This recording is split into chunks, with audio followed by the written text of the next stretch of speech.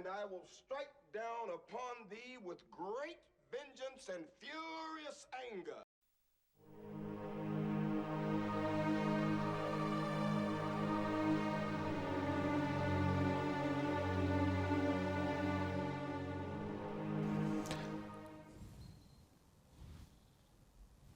The fuck was that?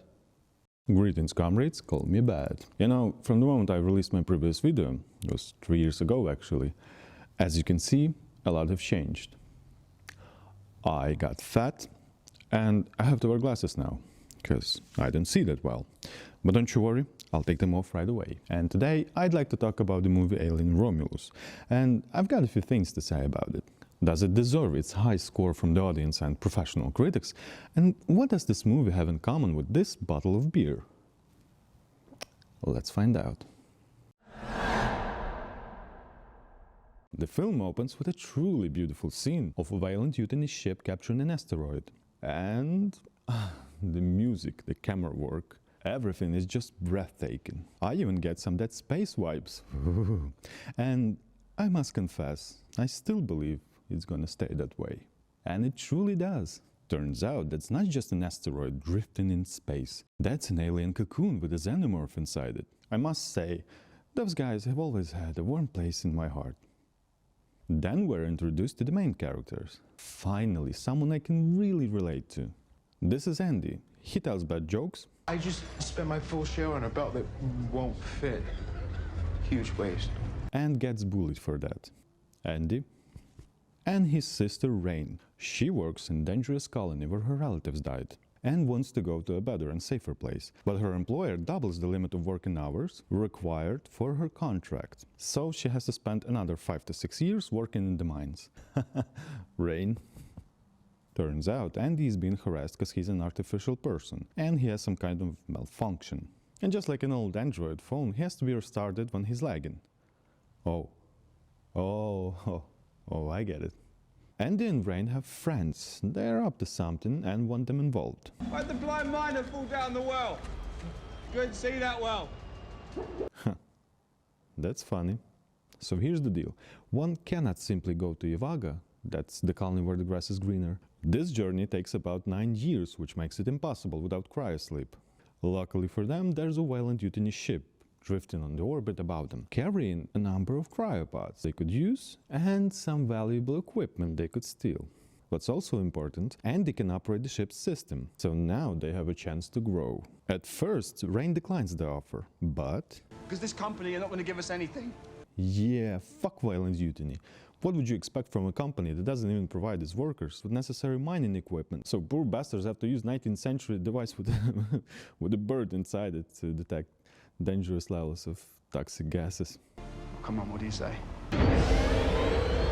So it's settled, and with a little help,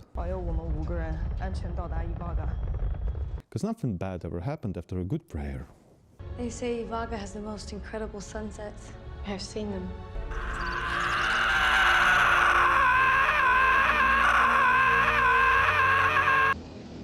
They find the abandoned ship, but it turns out it's a little bit bigger than they expected. Like that's big. What is that? So they managed to find out plenty of useful information about the ship, but they couldn't see it's a whole fucking space station. I mean, even a store robbery requires more research than that, because you never know what dangers you could face on your way. The station is drifting towards the planet's asteroid belt, only 36 hours before the disaster. After they docked, Andy fingers Mother and they finally penetrate into the station. Gravity generators that purge themselves every few minutes and low oxygen make things harder, but they solve those problems. There's another one. The cryopods have fuel only for 3 years of sleep. It takes 9 to get to the nearest system Ivaga. While the boys are searching for cryofuel, the girls park the ship in the hangar, or whatever that is. Yeah, I react the same when my girlfriend parks the car. I get it. Nothing is. Oh, girl. Oh no, she's just pregnant. Aww. Who's the father? Some asshole. I guess she didn't see him that well. Well, watch out. I guess he didn't see that well either. Right, they find the fuel in the cryo chamber, but the door locks and Andy doesn't have the clearance to open it. things are about to get interesting. After Rain and Navarro find cool the X-ray thing and a health synthetic with a higher clearance, they transfer his credentials to Andy, while facehuggers start to wake up. I guess they didn't see them well? They put up a good fight and managed to get out the room full of aliens. But Navarro gets a facehug nonetheless. Andy's AI has been upgraded, so he tells them what we, the viewers who are familiar with these creatures, already know about facehuggers. But there's someone in this room who might give us some insights. I guess they didn't see that well? Get out. However you got in. Okay, listen. I'm a not good-looking man myself, okay? But this looks even worse. I mean, how's that possible? Then they come up with a clever idea. Freeze the root of the alien's tail and get it off Navarro's face. They succeed, but... I wouldn't be so sure. And of course, that thing already did its job. And if you think something like, oh, that's not realistic, oh, a few minutes isn't enough for that, let's take, for example, us, Homo sapiens, all right? You cannot even imagine what a human being is capable of in terms of speed. And that's just so-called perfect life form, huh?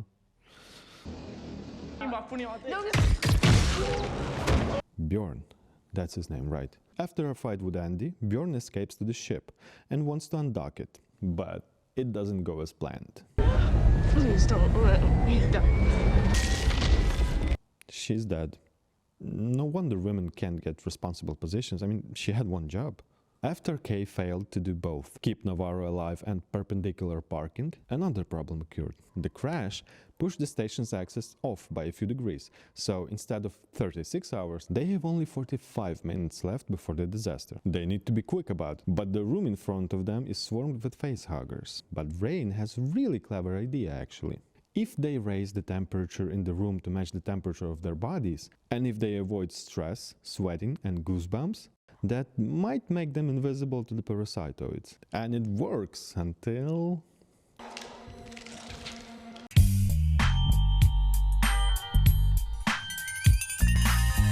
Run. Unlike Rain, Bjorn comes up with the opposite idea. He wants to make himself as visible as possible to the alien's cocoon by electrocuting it. But the result is also opposite to what happened with Rain and company. They managed to get away and even try to save Kay, but Andy wouldn't open the door that separates them from her and a fully grown xenomorph waiting behind her. That's sad. Another fatherless kid. Finally, they get to Romulus' lab. Rook tells them that they've captured an alien and, based on his DNA, created a pathogen that can give humans the ability to regenerate or something like that. Mankind was never truly suited for space colonization. They're simply too fragile. Okay, I know some of you are pussies. I love you regardless. But back in my day, we were tough, you know what I mean? And you kids can't even imagine what we've been through and what a human body can endure. By the way, that's the same alien Ellen Ripley launched into space in the first movie. Welcome back. Anyway, they still got an alien to deal with, so they get some guns and, well, this guy shows Rain how to use the pulse rifle. And here's the thing. In Aliens, Ellen Ripley is a warrant officer, like a lieutenant. She was put through military training and she has some background in dealing with hostages and aliens. When you know about it, you're not surprised that she can handle a gun, even though she looks a little bit clumsy with it. But Rain doesn't have any military background that we know of. And here's the interesting part. The gun has AI aiming assistance. You just point the gun at your enemy's general direction and boom, the gun says, I'll take it from here. Some may call it a clever move. The others may call it lazy character development. Which side are you on? Decide for yourself and let me know in the comments. Where'd you learn all this? Games and magazines. Oh, I used to be a gamer like you, but then I took a piece of shrapnel to my belly and suddenly I realized, kid, video game shit doesn't really work in real life. I guess they didn't see that well. The hole they were going to go through is covered in hive resin. By the way, it still amazes me how the same substance in a 46-year-old movie still looks shockingly realistic. Our company decides to find another way. But a sigh full of pain echoes from afar. And this guy can't resist the call. Okay. Tyler, right. Among the chest-burst bodies, they find a survivor. Kay, she's alive, but doesn't feel that well. even though she hasn't been infected. She's lost a lot of blood. Either the alien is wandering somewhere around, calculating her chances to survive, or he's looking for a first aid kit. While the alien is busy, they have to try and save Kay. Andy has a possible solution, the black goo. 25% of the human genome is shared with rats. Right. We also share 50% of our DNA with a cabbage. So you could just tear off the leaves that turned bad and put her in the freezer. Rain refuses. They need to get out quickly, but a sudden alien attack knocks Andy out, and then one of them does to Tyler what Xenomorphs are best known for: aura farming. The girls manage to escape, but suddenly Rain remembers that she's supposed to be a strong female character. So she leaves Kay alone and goes back down. But little did she know about Kay. Not only she's carrying a baby, she acts like a fucking baby. You know those little creatures? As soon as you leave them alone for 1 minute, they start to do some really dumb shit, like trashing the place, getting pregnant, and putting some toxic shit into their body.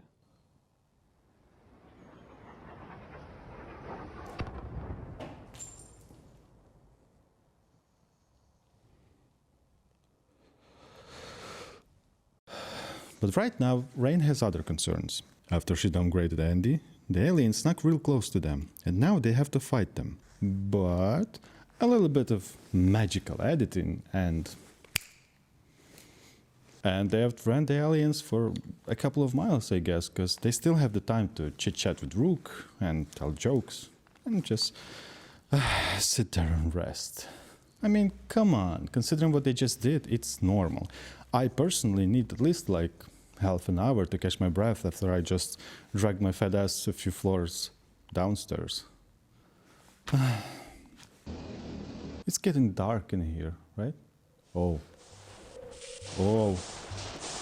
What's happening?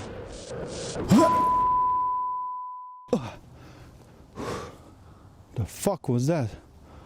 Shit. I lost my equipment in that portal. But I guess whatever bad could have happened already happened. Right? Huh? So, slowly but surely the aliens come closer. Rain has yet another great idea. She turns off the gravity generators, so she could shoot the aliens and prevent their acid blood from burning a hole in the station. And it works, the acid blood just floats there without damaging the ship. To achieve that, Rain used almost all of her ammo, so she's got just a few rounds left. But don't you worry about her, cause here's the trick. There always has to be balance in the force, right? And since Rain is independent and strong female character, the filmmakers had to balance her out with some symbolic masculinity. Imagine your fully loaded gun. You take it out, unload it, and you get the feeling that it's empty. But then you shake it a little, and it goes off. You shake it again, and another few rounds are shot. You repeat the procedure again and again, but at some point you manage to blast away a long burst that could propel you backwards in zero gravity. Man will understand me. Maybe women will too. I don't know much about women, to be honest. If you have some useful info about women, then please share it with me in the comments. Thank you. After the majestic flight through the corridor, Rain and Andy starts to climb up the elevator shaft when shit starts to fall into pieces. Luckily, Rain is saved by a lobotomite alien. As we know, this neurosurgical treatment makes you smarter, so the alien knows how to evade moving objects. Well, not all of them, obviously.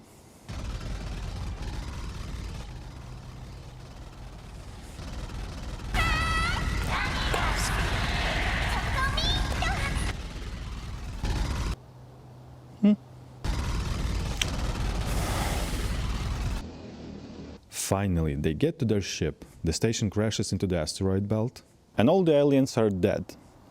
I guess. Of course they can't be saved while this stupid bitch is having a seizure in the cryopod. Oh, turns out she's given birth.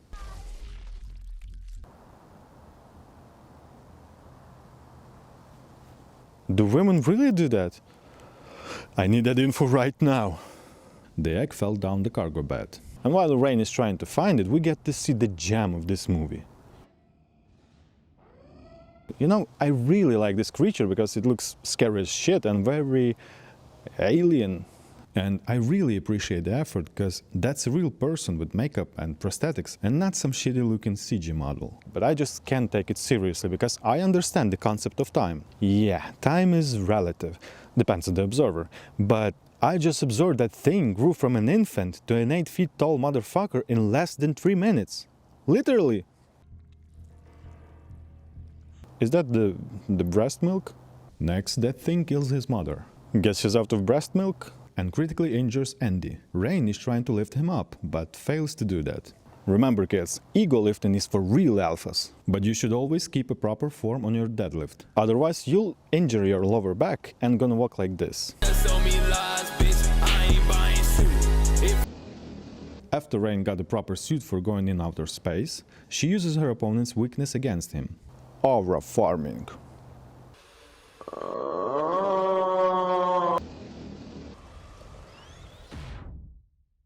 He tried to fight back, but it's already the end of the movie, so he's got to die. Rain makes a promise to fix Andy, puts herself in a cryopod, and sets course to Ivaga.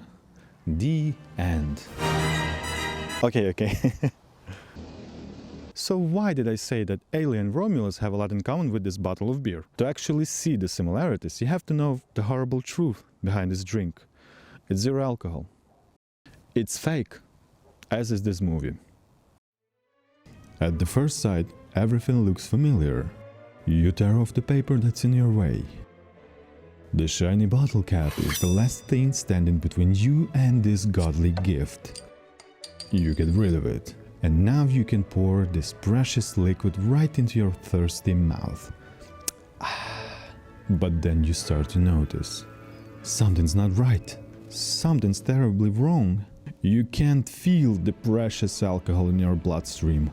Your friends notice the changes in you and start to ask questions. Why are you gay? Your marriage starts to fall apart because your kids and wife don't fear your drunken rage no more. And that's it. Is there more to this movie than just a series of rip-offs from the previous movies? Well, of course. A small portion of great practical effects, great camera work, general design of the ships and futuristic equipment, a couple of fresh ideas, nothing genius, but it takes balls to do something new with a franchise that set its rules decades ago. The cast? But I do like the actors who played Rain and Andy, especially Andy. He really annoyed me with his facial impressions when I watched the movie for the first time, but when I was re-watching it for the review, I kinda changed my mind, cause he's really interesting in that role and even gave me some Anthony Daniels' C-3PO vibes. Star Wars fans, please don't kill me, I'm one of you.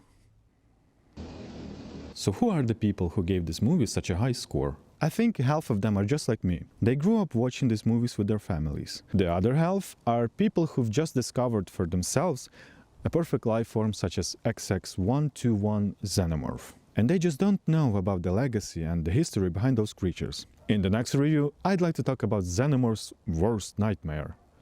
No, not him. That's all for today. Press this like button if you didn't like the video. Like button if you did, comment, leave comments and subscribe. And may the force be with you, comrades.